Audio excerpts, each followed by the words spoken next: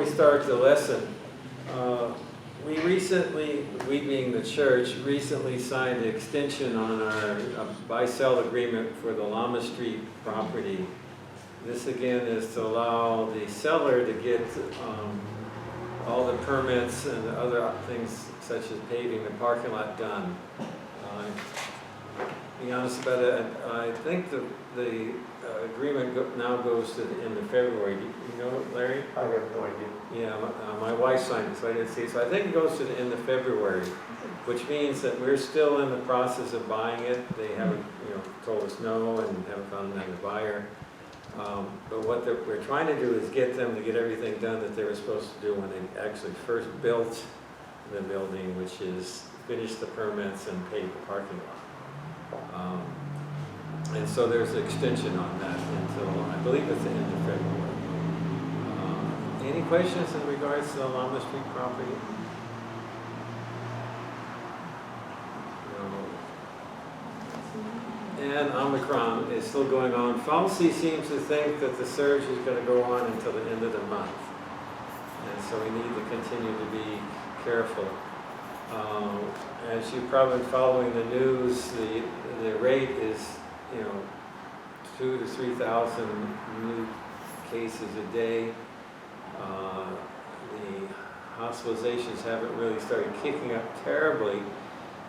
Usually that's somewhat delayed after. Still indications from South Africa and now the UK that it's not anywhere as bad as the Delta in the sense of how many people end up being really sick and needing to be hospitalized, but still some people do. People do best if they've been boosted. I actually got the full set of vaccines, all three of them. Unfortunately, the monoclonal antibody that had been used for the Delta doesn't seem to be as effective. That was what was given if you were high risk and very early on in the illness. There's been two medications released, one by Pfizer, one by Merck. The amount of medication is very limited at the moment.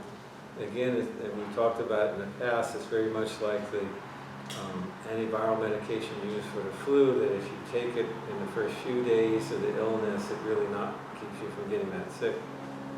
It's still being figured out exactly who and where it's going to be given. I expect it's going to be given at the hospitals initially because there's significant limitations in the pills.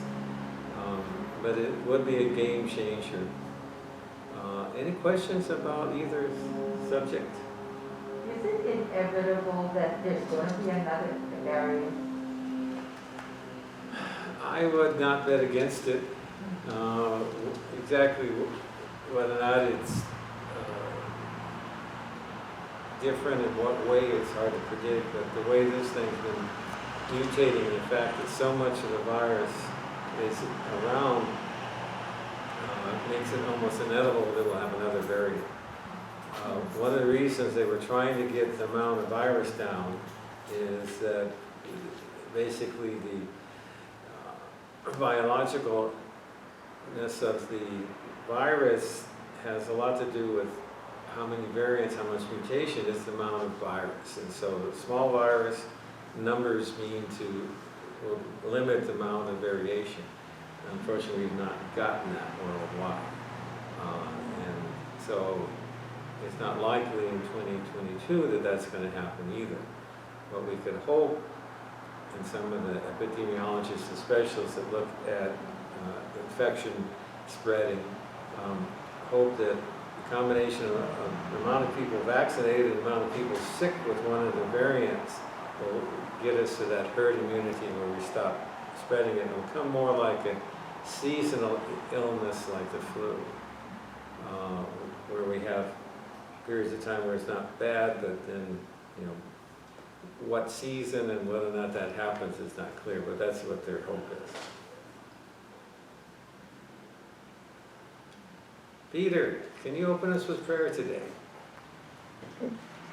Our Father, Lord, we're so thankful for everything that you've given unto us, and we pray that you'll bless our new year, this year, and to help us to draw closer to you. And I thank you for Dr. Dan and his commitment to you and to the book of 1 Corinthians, and I pray that we will also learn from what you have to say to us. I pray all of these things in your Son's name, Jesus Christ. Amen. So we're starting chapter 9. There's been some, you might, controversy exactly what's going on in chapter 9. Basically, the two thoughts, and they're not exclusive, is that one is Paul is again encouraging ultimately the Corinthians to imitate his life as a disciple of Christ. But it might be that he's actually answering a question or concern from the Corinthians, and we'll get into exactly what that is, but it has to do with whether or not he was getting his rights as an apostle, his payment. And so, Larry, 1 please, 9:1. Am I not free? Am I not an apostle? Have I not seen Jesus our Lord? Are you not the result of my work in the Lord? And so these are 4 rhetorical questions. And compared to English, the Greek in rhetorical questions, it has a tense that either demands a yes answer or demands a no answer. In the English, you could say, well, am I free? Well, I don't know. Because it's a rhetorical question in English that could be either answered as a no or a yes answer. But in the Greek, all 4 of these demand a yes answer. So, am I not free? Yes, he was free. He was a freeman. I'm sorry, that term in English. He was born free. He was not somebody who had ever been a slave. His family had never been a slave. Am I not apostle? He was an apostle. He had seen Christ. Where had he seen Christ? Where had he seen Christ? He was obviously not somebody who saw Christ in Jerusalem. Where had Paul seen Christ? On the road to Damascus, right. And so he'd seen Christ there. And are you not, he's talking to the Corinthian church, are you not the results of my work? Which all basically sets the point that he is the apostle. The church was his work. And the church being set up proved that it was an apostle. So it's basically the 4 rhetorical questions are answered in a yes answer.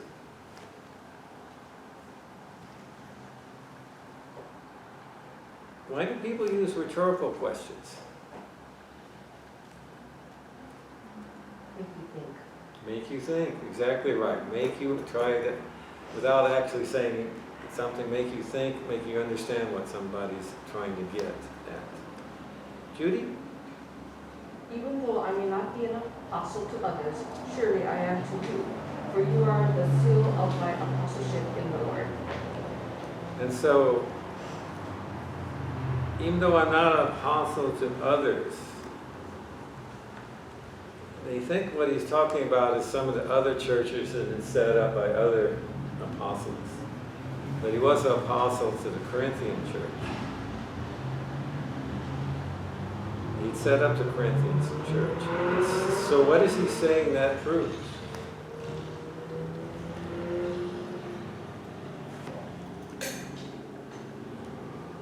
What does the fact that he actually set up the Corinthian church, what does that prove to them? He is an apostle. That he's an apostle. He truly was an apostle. And so he's setting up, exactly who he was and what his position was. When we get to 2 Corinthians, there's obviously some trouble in that letter he was dealing with is whether or not they were accepting him being an apostle. But there's no concern in Corinthians 1 that they actually had any concern about his apostleship. And so he's basically saying, this is who I am. This is, I'm an apostle. You can show this, the truth of this, by the fact that I set up your church. And so you are my proof of what I'm saying. Okay, Lynn? We're now at 3. This is my defense to those who sit in judgment on me. Okay, so he's going on along to say, this is what my defense is. Now, what he was accused of, we don't really know. Whether or not anything was accused of him, we don't know that either. And so this is why some people think he's answering a question or a concern from the Corinthian church.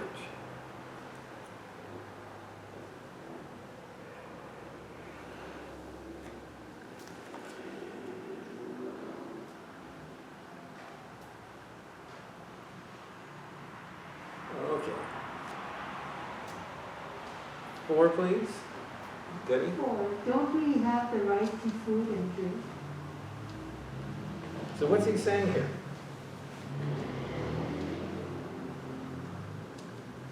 They're also human too. I'm sorry? They're also human too. Yeah, they're also human too, but why would he have a right to food and drink?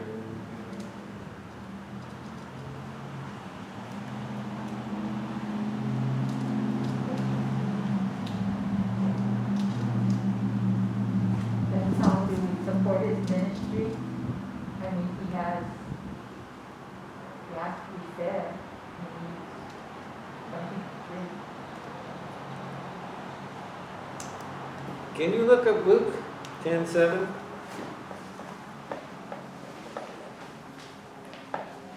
Will be Jesus speaking.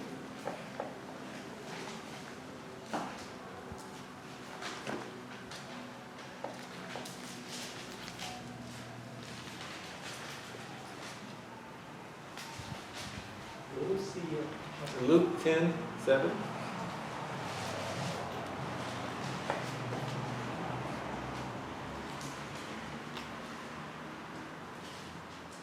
Galen, found it? Oh, you want me to read it? Yes, please. Stay in that house, eating and drinking whatever they give you, for the worker deserves his wages. Do Okay. not move around from house to house. So this is Jesus talking to his disciples, which will become the apostles, most of them. And so what does he say about the workers? They should get paid. Yeah. And so do we expect the policeman, he'll get in an argument, and he'll use soldiers, but do we expect the policeman not to get paid for their service? Or a teacher? Or anybody? So what Paul is saying, I deserve basic substances for payment for my work. Do we still do that? That's a rhetorical question demanding a yes answer. So yes, we still expect that. I get paid for my work, Dennis gets paid for my work, Larry got paid, now he's retired. And so people are expected to get paid for their work.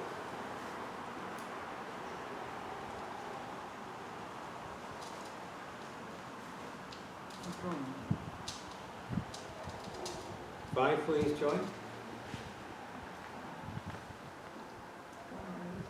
Don't we have the right to take the remaining life along with us, as do the other apostles and the Lord's brothers and Cephas? Okay, this is something new. What's he saying here?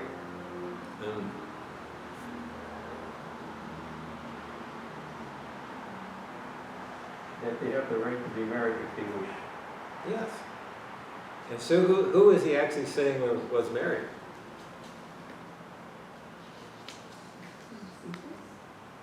What? Cephas? And Peter. Who is Cephas? Yeah, Who is Cephas? Peter. Peter. So Peter was married. Who were the Lord's brothers? James. And 3 that we know of. James, Jude, and I'm blanking on the other one. because we know that we have a book from Jude and a book from James. There's one other that I have forgotten at the moment. And so they were married.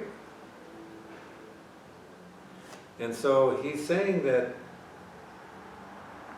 they should be supported enough to be able to support their wife and an extension their family for the work they're doing. Do we expect our pastors not to get paid? No, we expect to pay them for their service, for their time.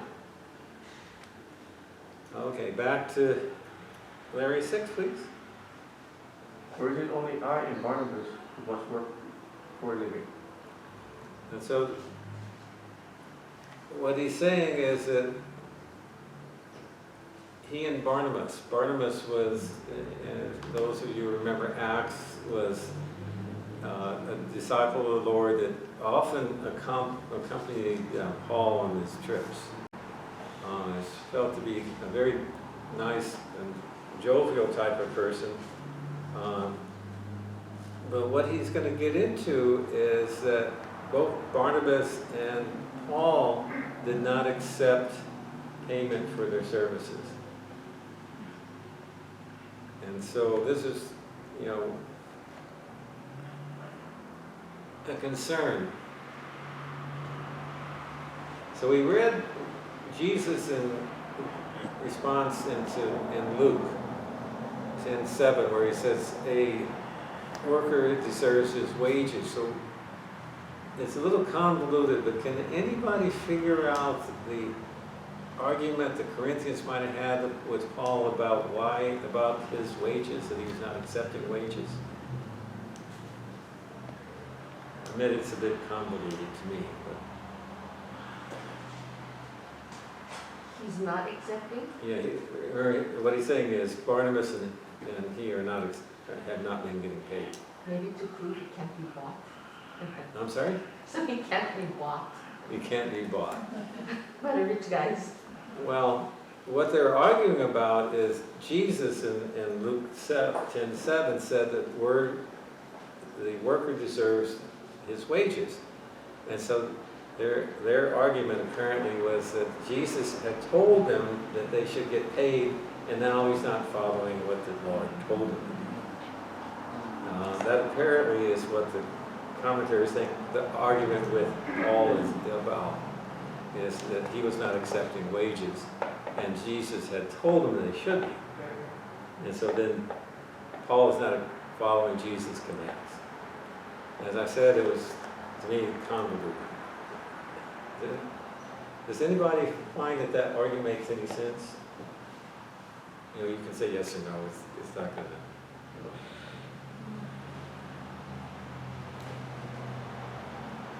They're probably questioning if he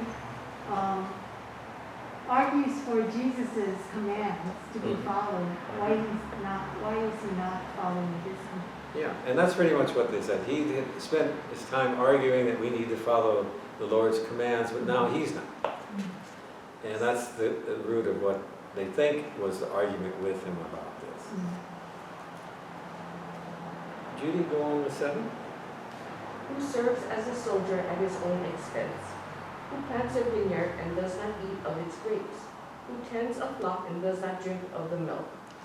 Again, these are rhetorical questions demanding a certain answer, but he's using examples that everybody would know about. Remember, most of the people were agriculture, but they had, the Romans had a standing army. And so we would think of more, well, we have a standing army too, but we have policemen that serve more in the community to service. Would we expect the policeman or woman to serve without any compensation? No.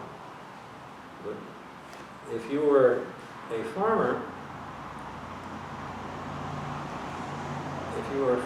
would you not expect to be able to utilize and have some of the crops?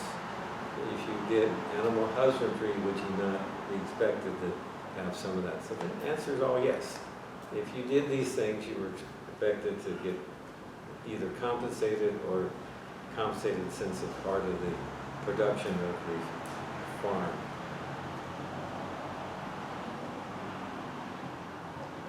Eight, please. I think it's Dennis. Do I see this merely from the human point of view? Doesn't the law say the same thing?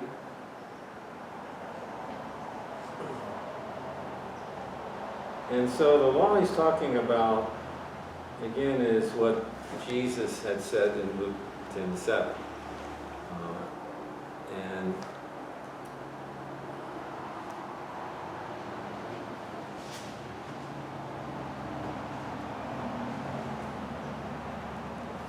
so from a purely human point of view, we all feel that if we are doing some work, we ought to be compensated for it.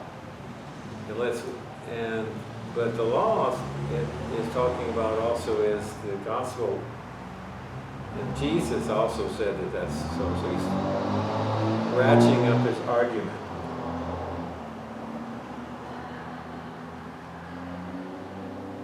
And so 9, Lynn? For it is written in the law of Moses, do not muzzle an ox while it is treading out the grain. Is it about oxen that God is concerned?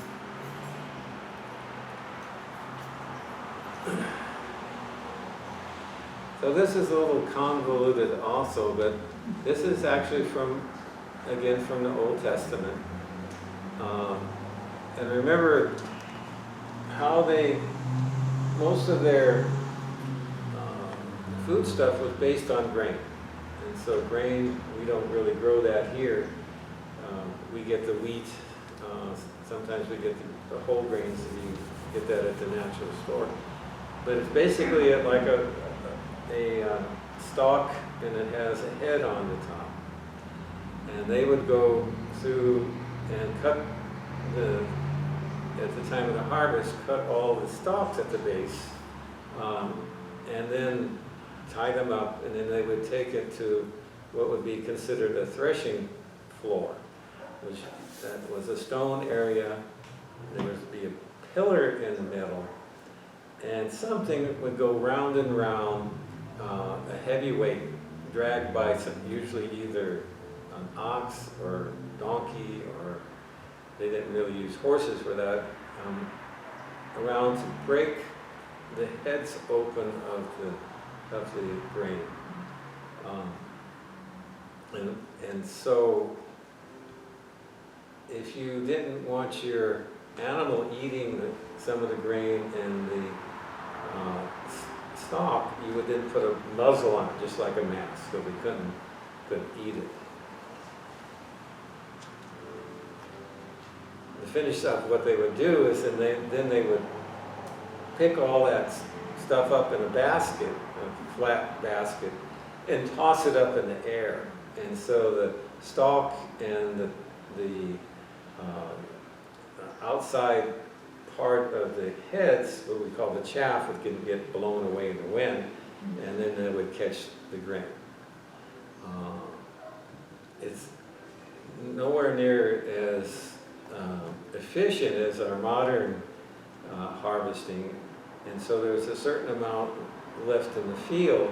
Some of this, the animals will get, but people, especially poor people, could then legally go out in the fields afterwards and do what's called gleaning, go out and pick up what was ever left. Why would you muzzle an ox or a donkey?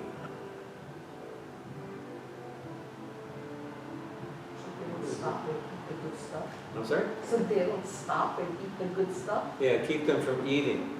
Well, why would that be a problem? Why would that be a problem? Because they're using up energy. They need to eat to get back their energy. Actually, exactly right. So if you didn't allow them to eat, they would get weak. And then the oxen would not be able to work. They would also know that in the cultural time of this, not everybody had an ox and had a threshing floor. And so people would then rent out or lease their oxen to a neighbor to do this. And so if you had lent your oxen to a neighbor and he didn't feed it, what condition was that oxen going to be when he came back? Yes, Larry went. Yes. I mean, our equivalent is you borrow somebody's truck and move a whole lot of stuff, and you don't fill the gas tank up. How would you feel about that? Well, if your son, it's probably that's what's going to happen. But somebody else borrowing your vehicle, you would expect them to at least replenish whatever gas. And so that's why it's from the Old Testament. And they would understand this, because that's about it.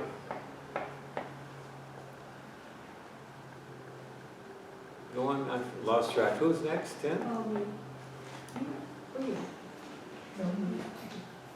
Surely he says this for us, doesn't he? Yes, this was written for us because when the plowman plows and the thresher threshes, they ought to sow in the hope of sharing in the harvest. They ought to do so in the opportune harvest.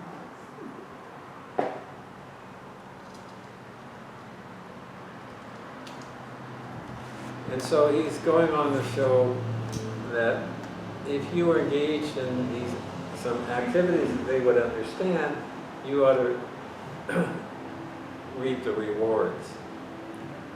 And so some people think that these two verses are a little confusing because what's going on with the ox? Is God really concerned about the ox?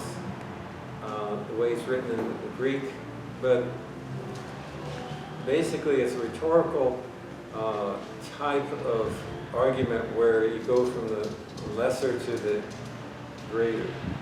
And what I'm talking about that is God is concerned about the oxen getting recompense for its work.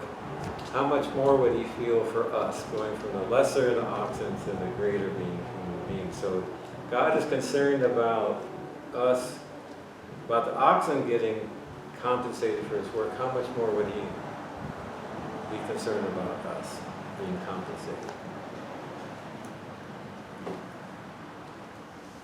Joy 10, please. No, I'm sorry, 11, please. If we have sown spiritual seed among you, is it too much if we use the material harvest and eat?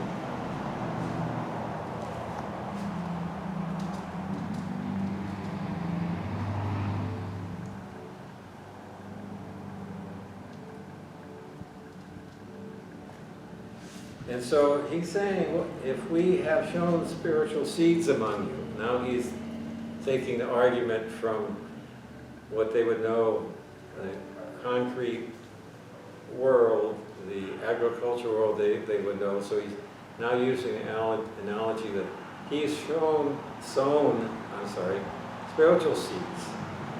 Shouldn't he get something from it? What is your answer to that?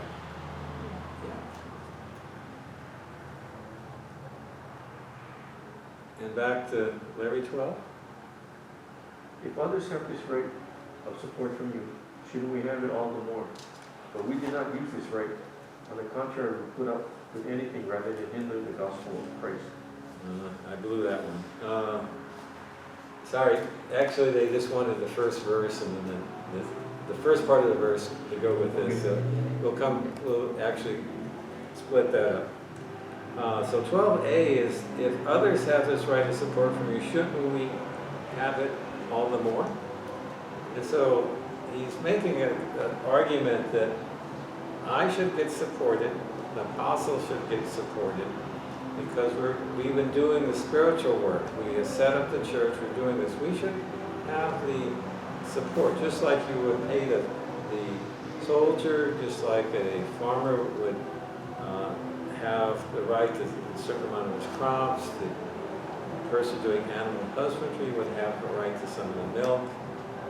The Lord commands us to get paid for our work. The oxen were supposed to have the right to be able to eat some of the grain he was threshing. so much more should we have a right to some of the material harvest from our spiritual work.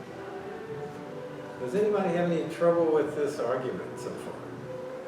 I wonder what happened for him to feel he has to defend their work, or that they should be compensated. Yeah, and that's a good question, and there's no good answer to that, because we know that there is obviously, the way Paul is written back in the 1 Corinthians, there was a letter that came to him with a number of concerns or questions, and he's been answering them. We also know that there's some people from the beginning of the book that had gone to meet with Paul in Ephesus, where he was when he wrote this, and had outlined some problems the church was having, and he was responding to those concerns. And so that's why people have a hard time with chapter 9. Is he responding to a question or concern from the Corinthians church, or is he just outlining what he would like the Corinthians to do when we finish the chapter? He kind of wraps it up. He wants them to imitate him. He said that earlier in the book in different places, that he would like them to imitate his life in Christ. We don't know. And so we don't know the answer to your concern. The teasing it out was a business with Luke, and Debbie kind of hit it at the head, in the sense that the Lord has commanded that they would get paid. Paul has been telling them they need to follow the Lord's commands, and now he's not. So was that the problem? Well, we don't know. And so I wish I could give you a better answer, but we don't have a copy of the letter that they had sent to him. We just have his response. And so it's like you hear one half of the conversation, and you try to figure out what the other half is. I mean, we do that a bit on watching TV, where somebody's talking to somebody on the phone, and so we only hear the one side of the conversation. We can sometimes kind of figure out what the other side is supposed to be, but we don't really know. And so we don't really know the answer to that. Joy? It seems to be calling on the church, the congregation, to dig into what he's taught them about Scripture. Say it again, I didn't quite hear He you. seems to be calling on the rest of the congregation to dig more deeply into what he taught them when he established the church. Yeah, that's exactly what most of the commentators feel, that he's trying to ask them to go more into the gospel, imitate his life in the gospel. And so it's quite possible he's doing both, answering the question and telling them that they should imitate him and become more engaged with the gospel.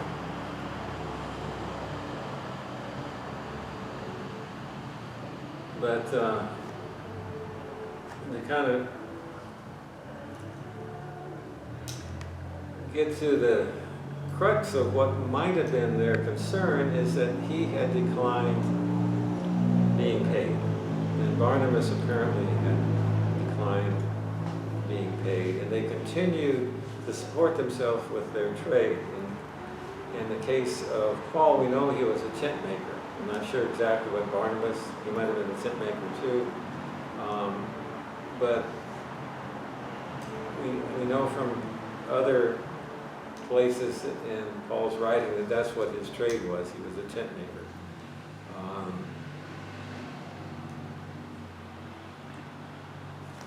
As an aside, it was an important trade in the sense that people that traveled from place to place, people that did, trading, for other reasons they needed to trade, they didn't have the motels, hotels, and accommodations, inns that we would have now.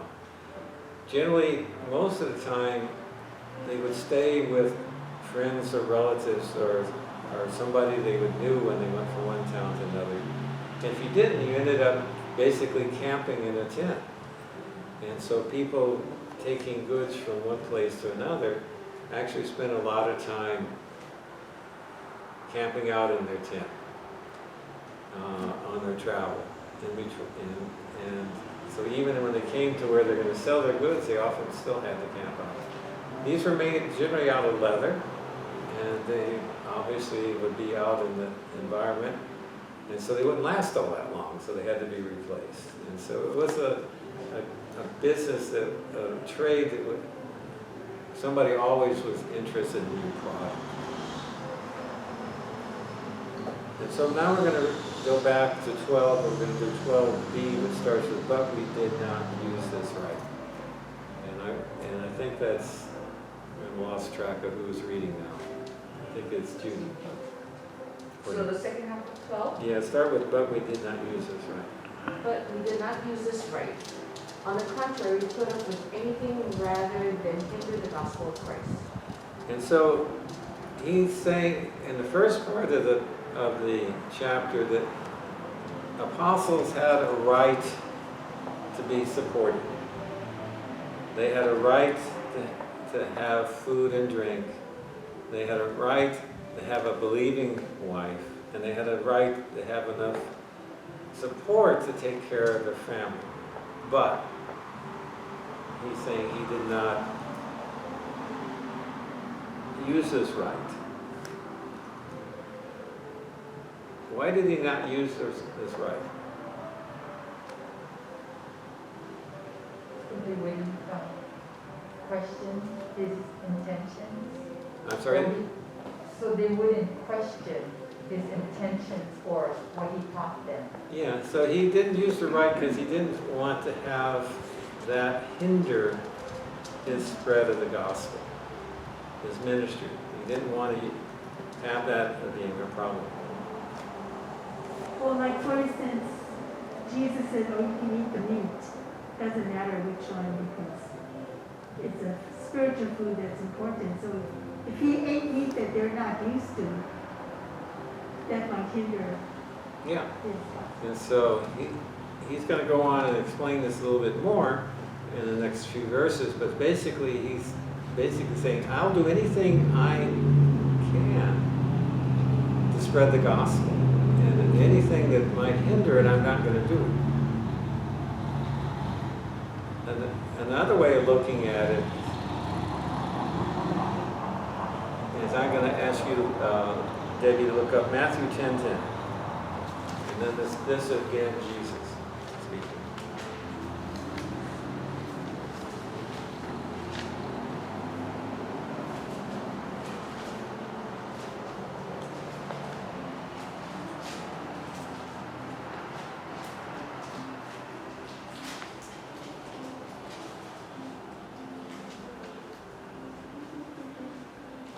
Matthew 10:10.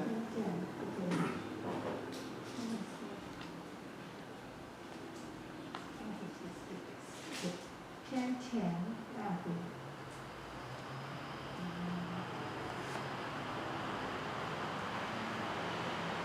Take no bag for the journey, or extra tunic, or sandals, or staff, for the worker is worth his keep.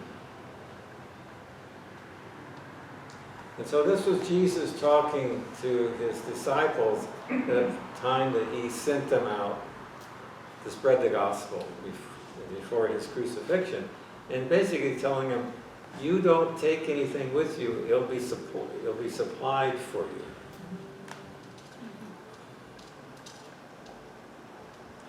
Joey 13?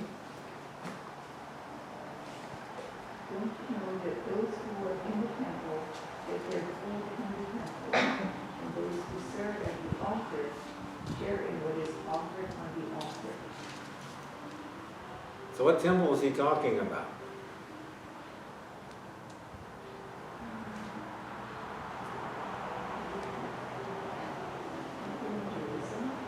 Yes, so he's, First thing. some people might make an argument that he's might be talking about the pagan temples in Corinth, but most people feel he's talking about the temple worship, how the temple worship was going on in Jerusalem. Remember that the Jerusalem temple was still there. It had not been destroyed, which would be quite a bit later by the Romans.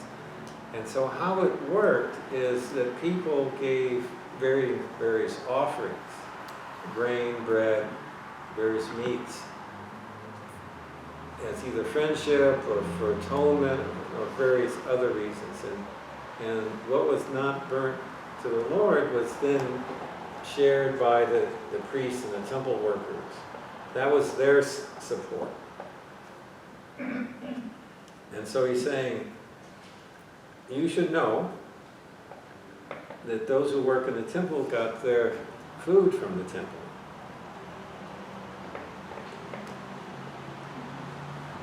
And back to Joy, I think, on 14. In the same way, the Lord has commanded that those who preach the gospel should receive their living from the gospel.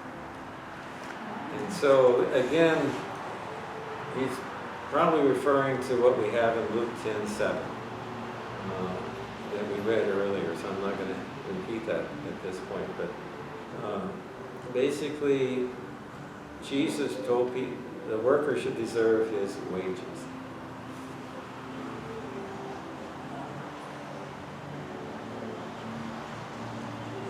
Now we're back to Larry 15. But I have not used any of these rights, and I am not writing this in the hope that you would do such things for me. I would rather die than have anyone deprive me of this boast. He's quite emphatic about this, isn't he? You know, that I have not taken this right, so I'd rather die than have you guys pay me. That's kind of extreme, don't you think? But he's making it quite clear that he's not asking them. This is not a roundabout way of saying that you need to pay me. I don't want to be paid. Could he be doing this because of his love of Jesus and for the Corinthians? Exactly right. And he's going to go on fairly shortly in the verses to say that he's not doing this voluntarily. He is doing it because of his conversion on the road to Damascus. He feels compelled to preach the gospel. So it's not, and we'll get into it a little bit, but that's part of his reason why he doesn't want to get paid. He doesn't want to hinder his stuff, but he feels, as Larry was saying, that his reason for not wanting to get paid. Say what you said again? That he was doing it for the love of Jesus and for the love of the Corinthians. Right, and so exactly right about that. And he was doing that for his love of Jesus and the Corinthians. He would do anything to spread the gospel. And taking payment from them, if that would hinder it, he wouldn't. That's why he would say, I'd rather die than do this. Because spreading the gospel is so important to him.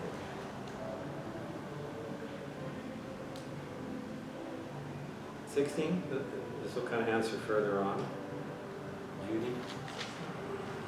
Yet when I preach the gospel, I cannot boast, for I am compelled to preach. Woe to me if I do not preach the gospel.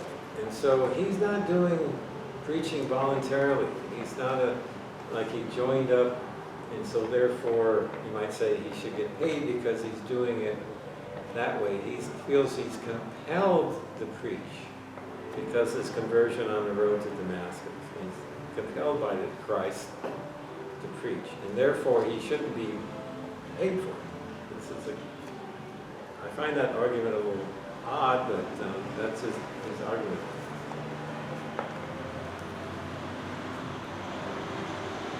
If I speak voluntarily, I have a reward. If not voluntarily, I am simply discharging the trust committed to me. And so what's he saying here is that he is not doing this voluntarily. If I was doing it voluntarily, I could expect a reward for that. If I was doing something because I volunteered for it, I might expect a reward. If I had, however, been doing it because I'm compelled to do it, should I get a reward? Oh, that's his argument. If somebody doing community service because of something they did, they're compelled to do the community service, should they get a reward for volunteering to do whatever that was? No. I think that might, close analogy I could come up around here that we might understand. Somebody's doing something that we might consider nice, but they're compelled to do it. Should they be rewarded for it? His argument is no.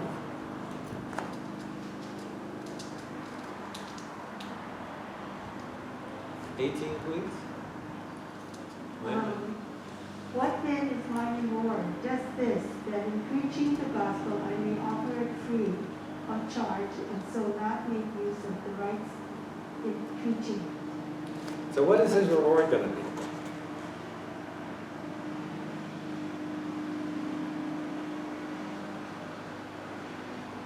Saving souls. Yes. His reward is saving souls. His reward is being able to discharge the compulsion that he has to preach, to spread the gospel. And that is his reward. Where is he looking for his reward? Here or someplace else? In eternity. Right. So he's looking for eternity. Joint 19, please. Though I am free and belong to no man, I make myself a slave to everyone to win as many as possible. So what's he saying here?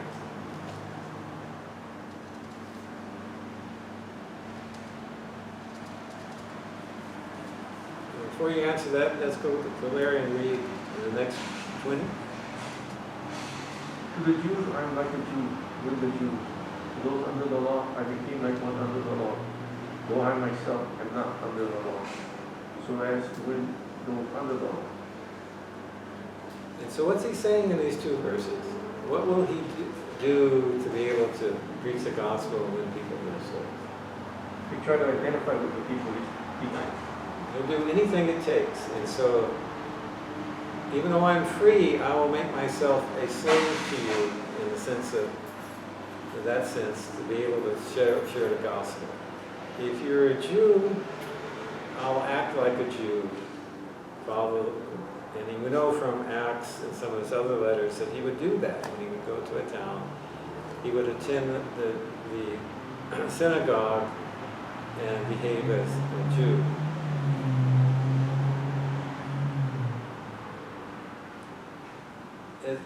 There's some discussion about what the people, those under the law, are talking about. Of course, we know that Jews would consider themselves under the law. The law he's talking about here is the Old Testament law. But who else might these people be? Under the law, the ones that don't accept Jesus Christ as their Savior. No, It's his blood that's not it. that So remember from Acts, there's two groups of people at the synagogue. There was the Jews inside. Just outside, who was just outside? The ones actually, Paul usually had a better track record of converting to the gospel. Gentiles? Gentiles that consider themselves under the law. They didn't do everything. That's why there's a lot of argument in some of the letters and Acts about what it would take. Should you follow all the Old Testament laws? And he said here and every place else that he talks about it, that I don't think that I'm still under that law. You do not have to be circumcised. But who did Paul circumcise, and why did he do that? Timothy? Timothy, exactly right. Why did he circumcise Timothy? So he could identify with the people And more importantly, the people that he was sending Timothy to, Jews, would identify with him. And so Paul is basically saying, I will do what it takes for me to be able to share the gospel with you. If I have to act like a slave to you, I'll do that. If I have to act like a Jew, if I have to act like a Gentile, I'll do whatever it takes to be able to share the gospel with you. So that I can, as Larry was going to say, if I could share it at the level, at your level. Do we do that now? Do our missionaries do that now? And if so, how do they do it? We've just gone through the IMB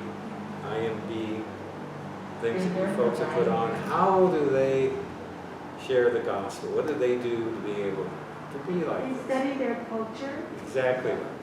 And so they go in and study their culture, they live in there, and they try to follow the culture so they can share the gospel to you. And so they don't go in, at least nowadays, and say, not only do we have to share the gospel, we got to share your culture. We share your culture so that we can share the gospel. And so wasn't that the message that we were just hearing from you ladies? And so we still do that, to be able to share the gospel.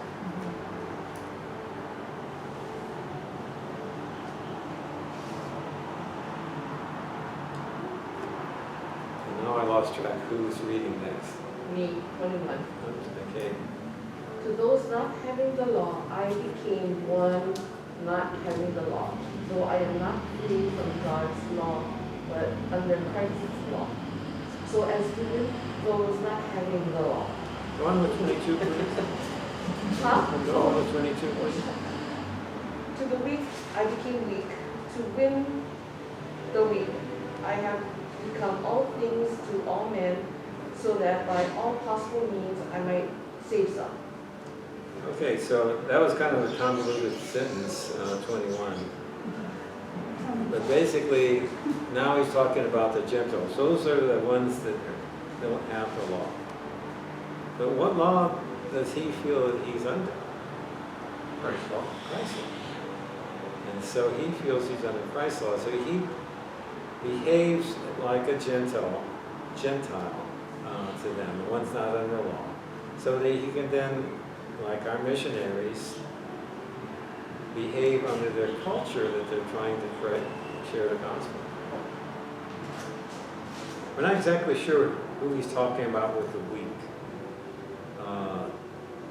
There's some concern, some thoughts that this might be new Christians or people that had converted from pagans to Christianity rather than Judaism, but it's not clear exactly who he's talking about.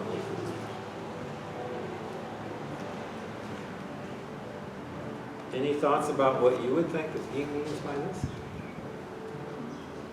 That's confusing.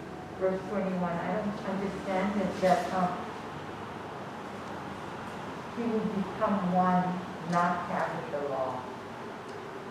And so to those not having the law, that would be somebody not having the Old Testament law.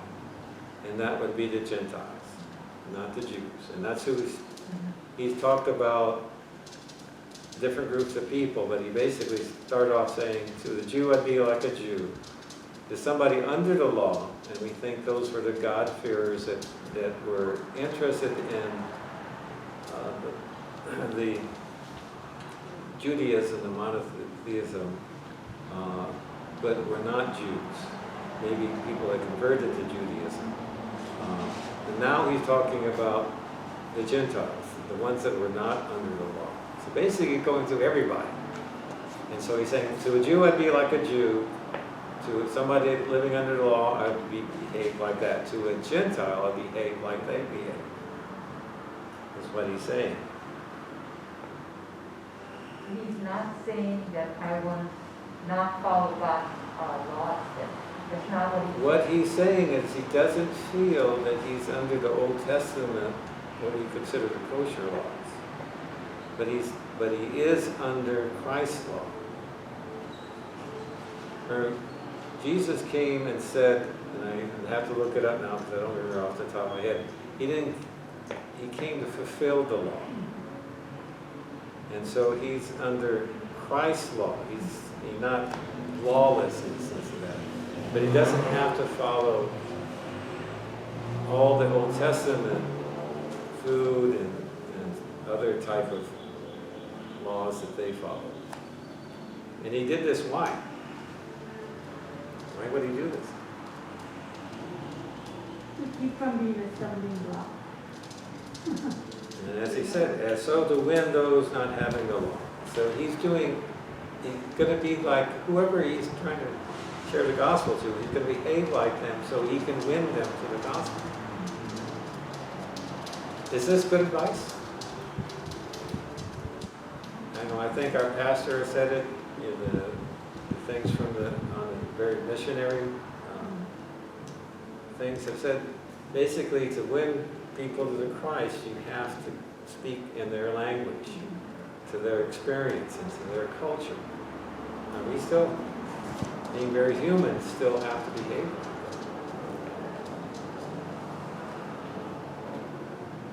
that. And I'll finish with 23. This wraps it all up. I do all this for the sake of the gospel, that I might share in its blessings. And so he's doing all of this, behaving with all these people, and not taking his apostle rights so he can share the gospel. That is his major focus. And we'll finish up chapter 9 next week, where he kind of wraps all this argument up. But he's basically saying that I will do whatever it takes to be able to share the gospel. And he's, you can see that this might be, as you pointed out, might be him answering a concern or question from the Corinthians, but it's also obviously him outlining his view of how to be an apostle, how to be a disciple, and ultimately telling the Corinthians, you should be behaving like that.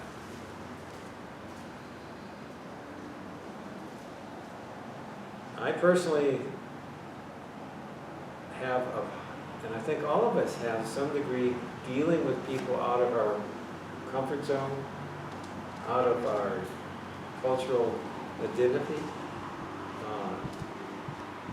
And Paul obviously felt he could do this, but obviously we all have, to me, have a problem sharing the gospel out of our comfort zone, out of our own experiences. Now we can, as Pastor has said, we can try to share it, explaining our experience.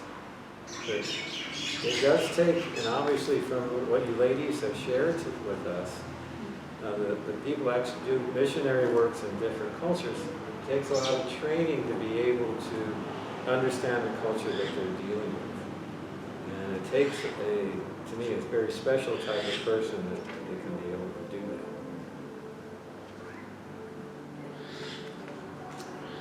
And so I'm quite happy that even though our church is small, we actually do a significant amount of help for that for the church.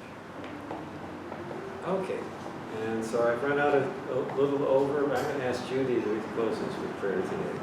I put people on the spot every once in a while. Father, thank you for this day.